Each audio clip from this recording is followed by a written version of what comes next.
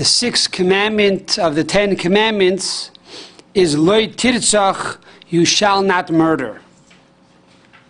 It's interesting to note that the first 5 commandments were said and written on one stone, and the second 10 commandments were written on the second stone. And both of these stones, the Talmud tells us, were square. It was not round on top, but rather they were actually 2 square stones, the same size. And the first 5 commandments were on the first, the second 5 commandments were on the second. Now, theoretically, God could have put all 10 commandments on one long stone, on one tablet. Why does he make 2 tablets? And therefore, the Mechilta tells us that the reason why there's 5 and 5 is that the first parallels the sixth. The second parallels the 7. And therefore, you are really connecting the first 5 with the last 5. So the sixth commandment of Lo tirtzach parallels the first commandment of Anochi Hashem Elikecha, I am God your Lord. What is the connection between these 2 commandments? And so the Kli Yakar brings down the Mechilta and explains that this is based on the verse in Exodus, in Genesis, in the portion of Noach. And there in Genesis, in the portion of Noach, chapter 9, verse number 6, it states, Ki b'tselem elikim asas adam.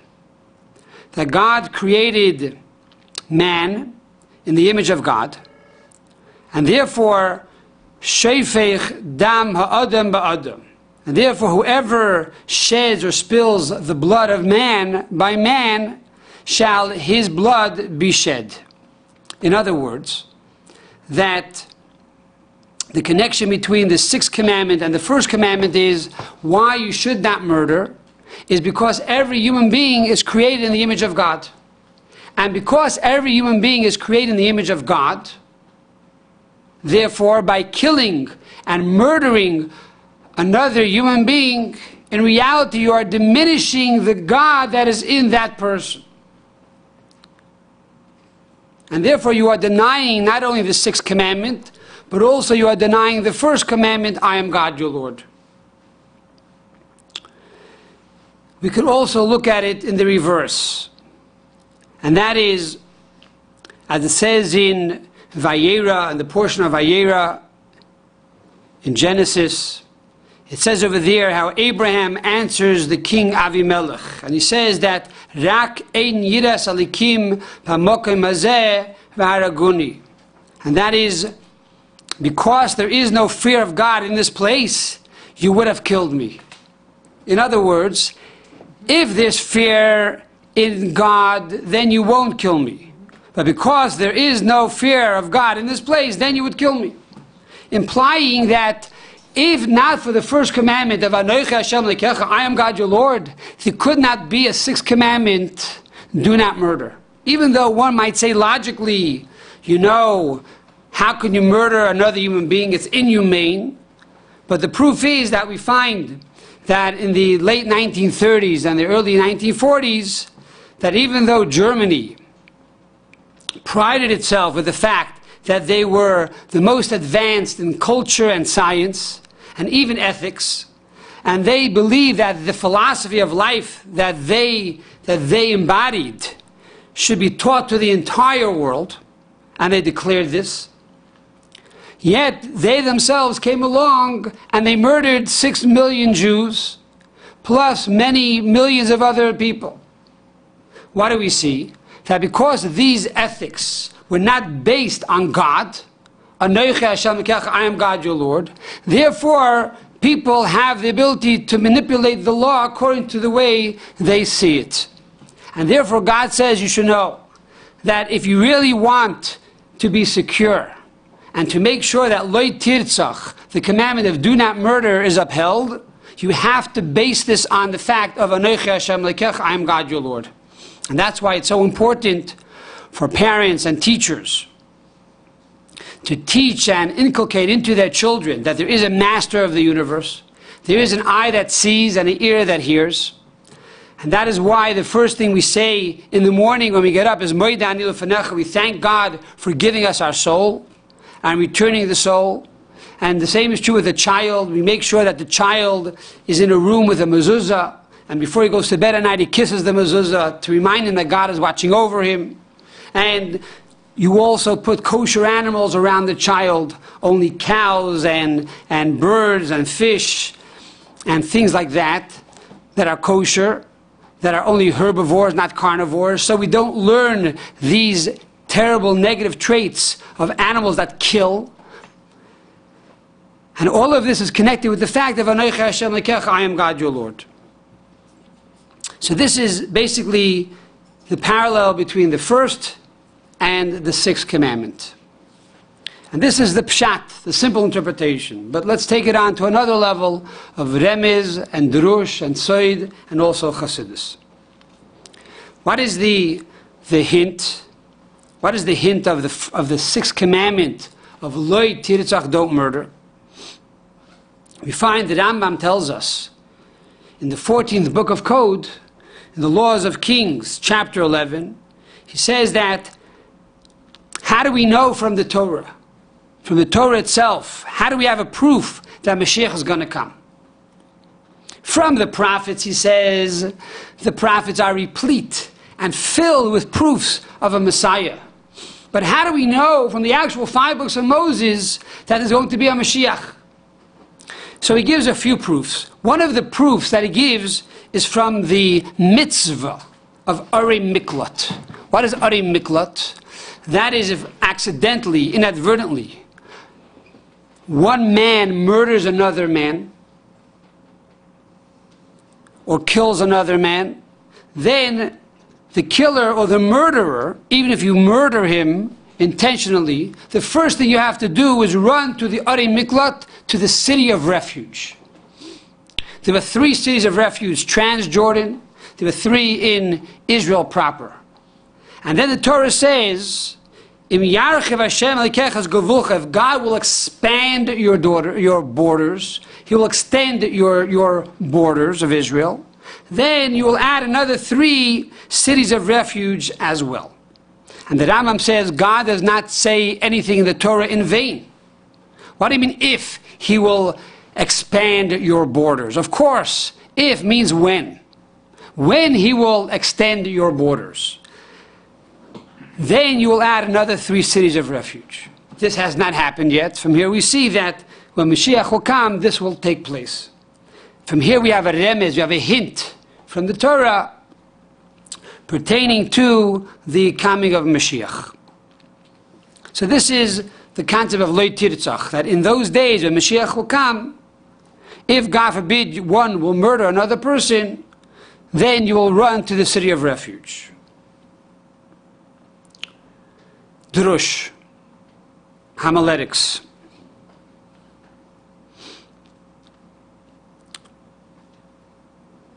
The Rambam in the Laws of Sanhedrin says the following halacha.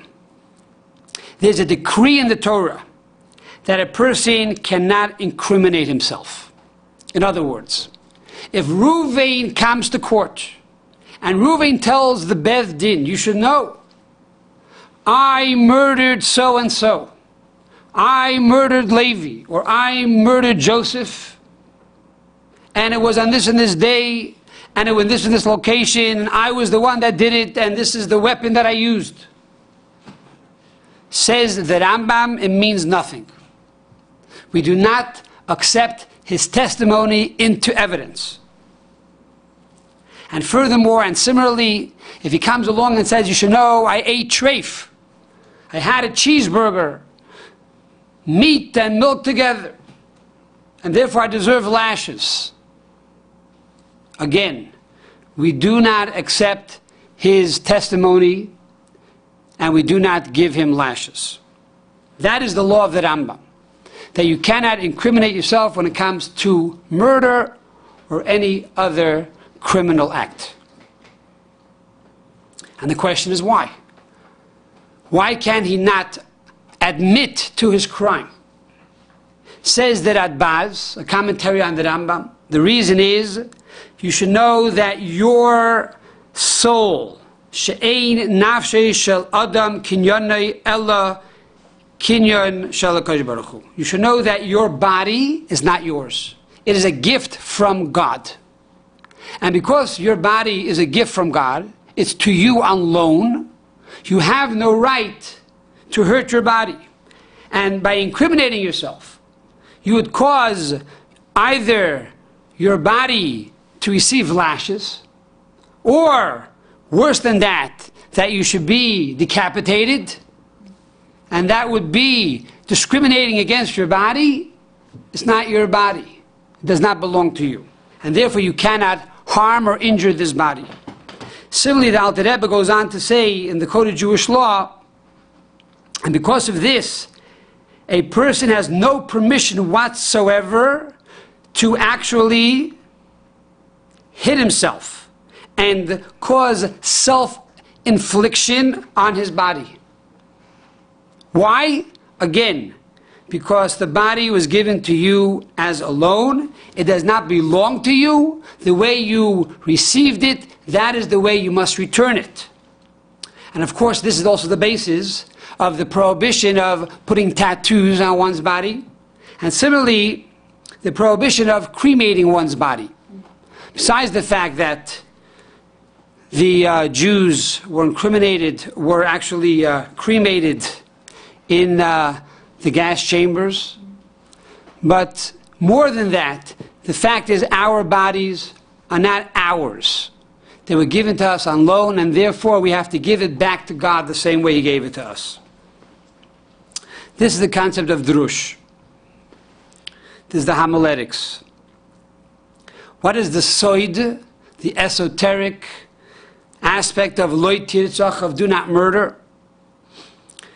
We mentioned the verse in the portion of Noach, and that is shefech dam ha'adam, that whoever spills the blood of man by man, shall his blood be shed.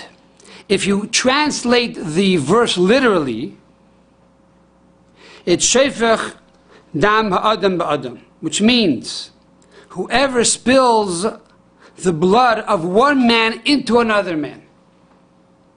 What does that mean? Spilling the blood of one man into another man. So Kabbalah says that this means as follows. There are two people, there are two Adams inside of us. There's the godly man, and there's also the animal man. The Yetzer Hara and the Yetzer Tov, the good inclination and the bad inclination. And every day of our lives, we have to do mitzvos. We have to do good deeds, charity, and study Torah, and pray. If, God forbid, we use our mind, or our speech, or our action in a negative way, what happens is we're taking the strength of the godly soul, and we're taking this blood, which blood is vitality, and we're pouring it into the other man. We're pouring it into the Yetzer Hara, the animal soul, and the evil inclination. In other words, we're giving power. We're giving power to the power of impurity. We're giving power to the powers of evil. And that, says Kabbalah, is a definition of death, the definition of murder. You don't have to physically go kill somebody, but you can violate the sixth commandment simply by sinning. Every time you sin, you are killing the godly soul. You are taking out his blood and giving that blood, that vitality, to the powers of impurity. The fifth level, Chassidus, takes it a step further. And that is based on the statement that we said earlier. The Rambam said, what is the proof from the Torah that Mashiach is going to come? Because the Torah says, when God will expand your borders, then you should make another 3 cities of refuge. So Chassidus asks a very simple question. Why do you need cities of refuge after the Mashiach comes? When Mashiach is going to come, there won't be any death in the world. When Mashiach will come, the spirit of impurity will be swallowed up from the face of humankind. So if there's no death and there's no evil, why do we need 3 more cities of refuge?